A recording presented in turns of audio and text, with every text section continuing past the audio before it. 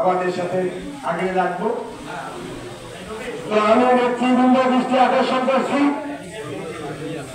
একটু মনোযোগ সহকারে আমাদের কথাগুলি শুনতে হবে। শহীদ রাষ্ট্রপতি জিয়া রহমান 1978 সালে এই পল্লী চিকিৎসক প্রতিষ্ঠিত করেছিলেন। তো পূর্বে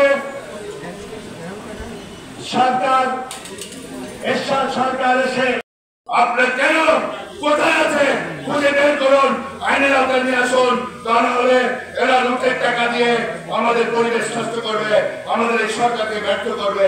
অবিলম্বে এই সমস্ত দালালদেরকে গ্রেফতার করা হোক, আইনের আওতায় আনা হোক, তাহলে আমরা ইনশাআল্লাহ সফল হবো। অচিরে নির্বাচন হবে, জনগণের প্রতিযোগিতার প্রতিষ্ঠা হবে, রাজনৈতিক সরকার গণতান্ত্রিক সরকার প্রতিষ্ঠার মধ্য দিয়ে আমাদের স্বপ্ন বাস্তবায়ন হবে।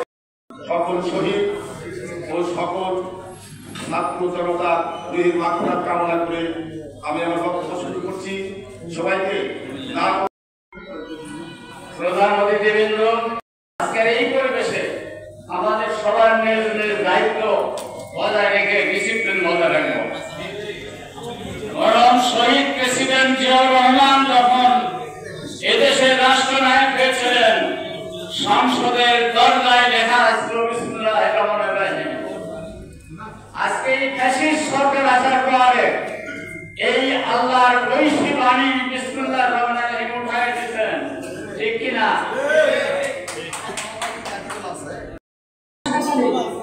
তাই আমাদের একটা উদ্দেশ্য, আমাদের মরহুম প্রেসিডেন্ট জিয়াউর রহমানের উদ্দেশ্য ছিল পল্লী চিকিৎসক অ্যাসোসিয়েশন একটা সংগঠন বাস্তবায়িত করার জন্য, কিন্তু উনি যাই হোক সবাই সারা দেয়নি। তারপরে 2008 সালে পল্লী চিকিৎসক অ্যাসোসিয়েশন, আমরা পল্লী চিকিৎসক অর্থাৎ পল্লী থেকে আগত আমরা যে গ্রাম্য ডাক্তারগুলো প্রাথমিক পর্যায়ে যে চিকিৎসা দিয়ে থাকি, সেই চিকিৎসার মান আমরা প্রথমে থেকেই শুরু করি। তার পর্যায়ক্রমে আমাদের যারা বড় বড় ক্যাডার আছেন সেই পর্যায়ে আমরা নিয়ে আসি। আমাদের 1979-তে প্রেসিডেন্ট জিয়াউর রহমান বাংলাদেশ জাতীয়তাবাদী পল্লী চিকিৎসক অ্যাসোসিয়েশন সৃষ্টি হওয়ার পরে 2008 সালে সেই রোগীটা জেলা পর্যন্ত বুঝতে পারে না। অনেক ক্ষেত্রে দেখা যায় যে তার জীবন হানি ঘটে। যেমন ক্ষেত্রে ডায়রিয়া রোগী বলেন, জ্বর রোগ থেকে শুরু করে এমনকি স্লাইন ইনজেকশনের প্রয়োজনে হসপিটালে গেলে নার্সরা তাদেরকে দিতে চায় না, ক্যানুলা সময় মতো রাখতে চায় না।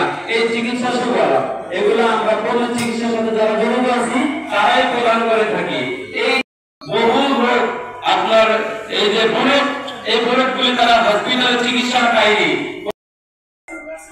সেই রোগীগুলোকে রাত্র 12টা-1টা যখন লুজ মোশন ডায়রিয়া শুরু হয়ে যায় একটা পেশেন্টের, তখন কিন্তু এই গ্রাম্য ডাক্তারদেরকে ডাকে, ভাই এরপর রাজনৈতিক কিছু তো ব্যাপার থাকি, যাওয়া লাগে, ঘুম ভেঙে যায়, ঘুমে যায়, স্যালাইন গাঁটতে পারতেছে না, তারপরে আবার না গাঁটলেও ভাই খাওয়া লাগতো। এই গত ফ্যাসিস্ট সরকারের আমলে এই হাজারো সিমটম আছে। কেন ভাই ছিল না?